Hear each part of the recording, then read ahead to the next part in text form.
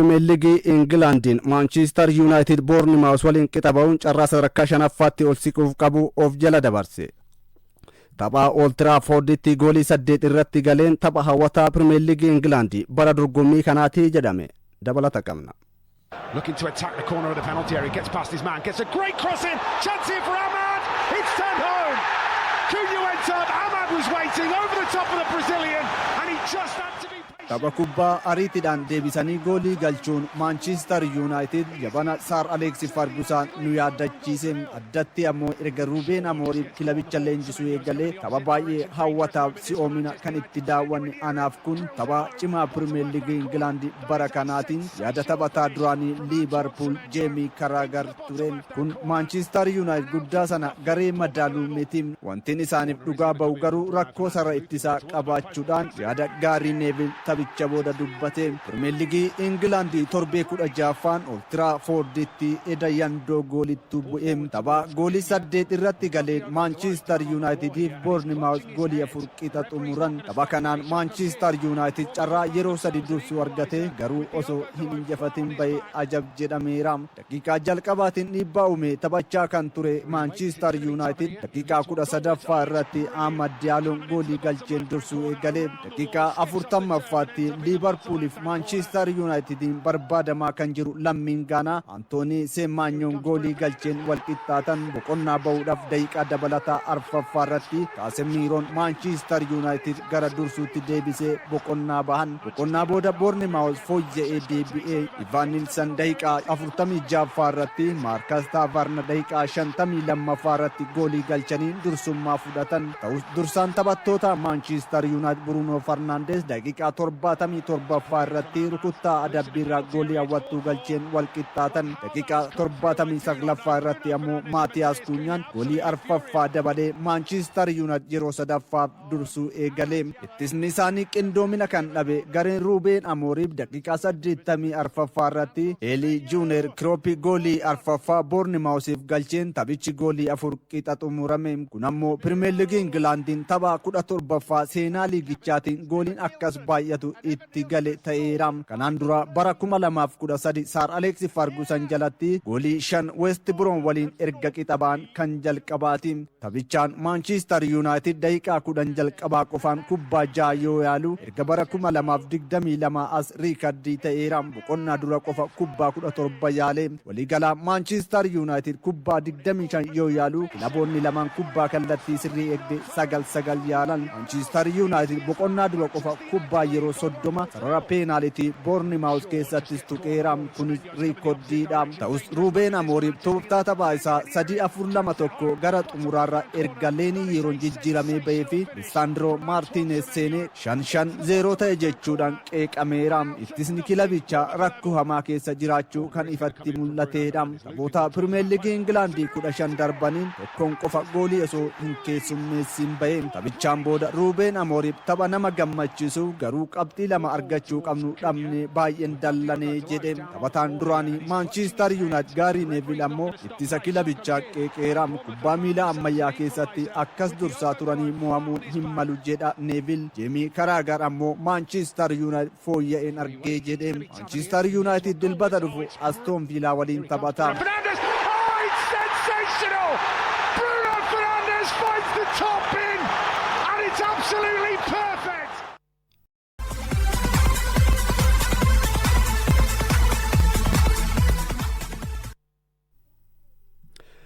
Waancaa Afrikaa bara 2025 dilbata dhufu eegalamuun taphattoonni 34 Premier League England irraa ni hirmaatu. Waancaa Afrikaa bara 2025 dilbata dhufu irraa eegaluudhaan carraawwan garee biyyaalessaa 24 gidduutti Morokootti dorgomuun ni eegama. Premier League England irraa taphattoonni 34 biyyoota isaanii bakka bu'uudhaan dorgommicha irratti ni hirmaatu. Barana Championship England irraa kan ol guddate Sunderland taphattoota 6 filachiisuudhaan jalqaba irratti argama. Manchester United, Fulham fi Burnley taphattoota 3 filachiisaniiru. Manchester City, Tottenham, West Ham, Nottingham Forest, Brentford, Wolves, Crystal Palace fi Everton ammoo taphattoota lama waancaa Afrikaatiif filachiisaniiru. Liverpool, Aston Villa fi Brighton taphattoota tokko filachiisani. Arsenal, Chelsea, Newcastle United, Bournemouth, Leeds United sababa waancaa Afrikaatiin taphattoota filachiisan hin qabani.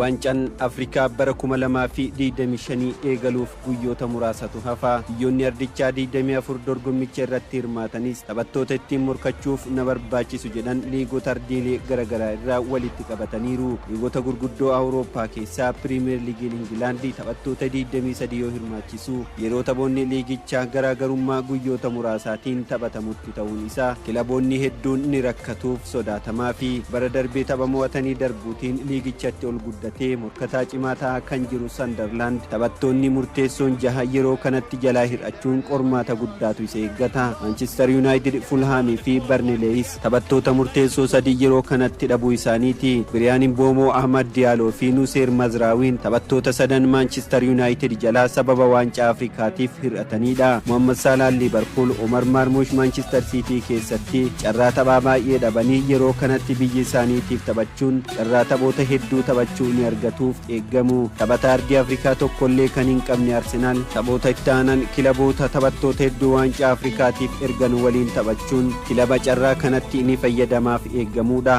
Waancaa Afrikaa 2025 kanaaf biyyoota waliin ramadaman keessaa ramaddii faa jalatti shaampiyoonii dorgommichaa Koot Divaar dabalatee Kaameruun, Moozaambiikii fi Gaaboon kan walitti fidee ramaddii ulfaataadha jedhame. Koot Divaar shaampiyoonummaa eegsifachuuf Kaameruun waggoota 8 booda waancaa Jaaffaardichaa injifattee seenaa ishee cimsachuuf yoo morkatan, biyyoonni waancaa kanaaf dheebuu qabanii fi ga'umsa fooyya'aa irratti argaman Moozaambiikii fi Gaaboon qormaata cimaa garee kanaati. Magaalonni Morokoo, Marakaashee fi Agaadir taphoota ramaddii kana akka keessummeessaniif carraa yoo argatan diraamaa hedduun keessatti hojjetamaaf eeggama. Lammiin Firaansi ilmi Ziinaddiin Ziidaan, Luukaa Ziidaan biyya hidda dhaloota isaa Aljeeriyaa bakka bu'uun yeroo jalqabaatiif waancaa Afrikaa irratti yoo hirmaatu dorgommii isaa jalqabaatiin shaampiyoonii ta'ee seenaa haaraa Afrikaatti hojjetaaf eeggama. Luukaa Ziidaan kilaba liigii lammaffaa Ispeen keessa jiru Giraanaadaaf goolii eegaa murteessaa ta'uun carraa kan akka argatuuf isa gargaare. Kilaba Saudi Arabiyaa Al Naasiriif kan taphatu lammiin Senegaal Saadiyoo Maanee osoo kubbaa miilaa irraa soorama hin bahin biyya isaa waliin waancaa dabalataa argachuu akka barbaadu dubbateera.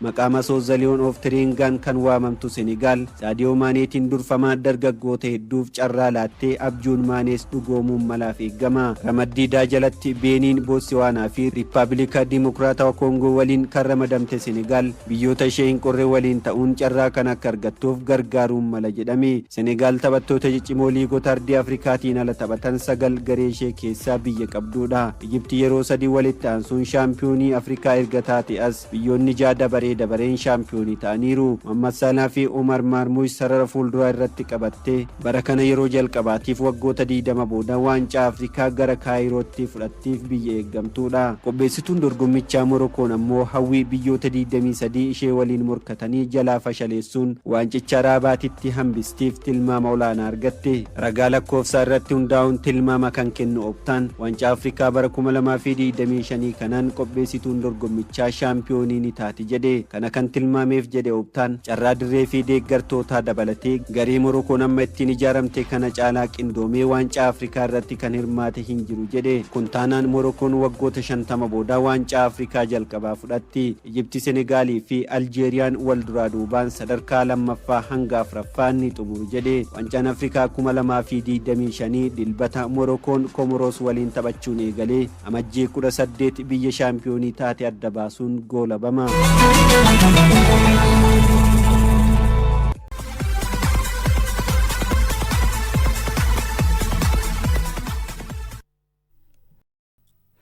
Serie Itilii torbee 15ffaadhaan Roomaan goolii 1-0dhaan Koomoo injifate.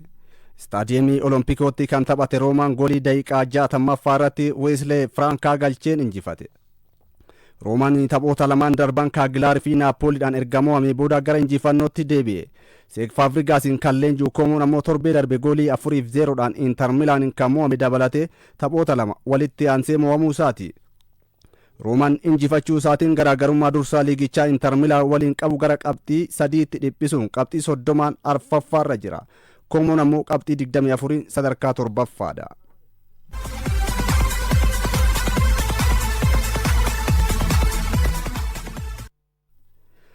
Waancaa Karabaa'u Ingilaandi nuusa xumuraan har'a Cheelsiin Kaardiif Siitii waliin taphata. Istaadiyeemii Kaardifitti Cheelsii kan simatu Kaardiif goolii 4-3 Doncaster Rovers, Cheelsiin ammoo 2-0dhaan Everton injifachuun marsaa kanaaf darbani. Kilaboonni lamaan as dhiyeenya taphoota lama waliin taphatan lamaanuu Cheelsiin 2-1 xumure.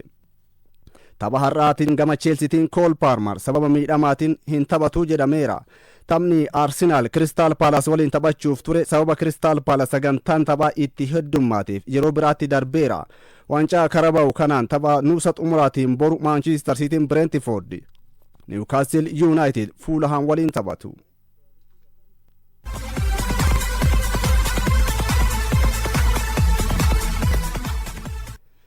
Badhaasa taphataa cimaa fiifatiin har'a kennama.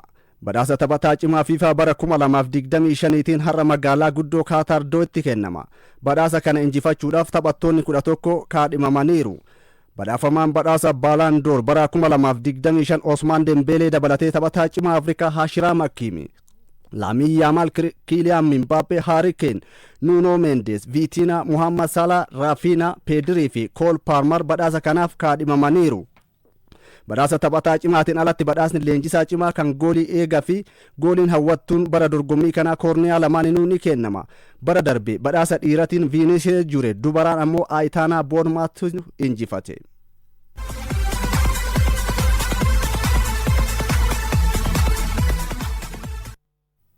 Oduun ispoortii guyyaa kanaaf qabanne xumurameera. Qophiileen OBN itti fufsaa waliin turtii gaarii.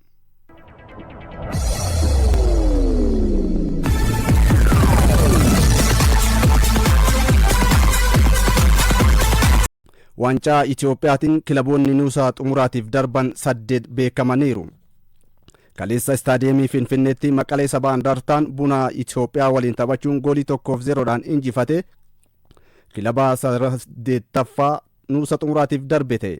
Maqalee Sabaa Indartaan goolii daqiiqaa 28ffaa irratti Futsum Alamuu galcheen Buna Itiyoophiyaa injifate.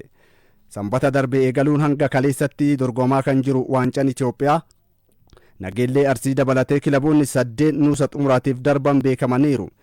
Kilaboota CBE Premier League Itiyoophiyaa irratti hirmaatan keessaa Madiin Itiyoophiyaa, Machaal, Maqalee Sabaa Indartaa, Buna Sidaamaa, Walwaaloo Addagiraatiif Nageellee Arsiitu darbe.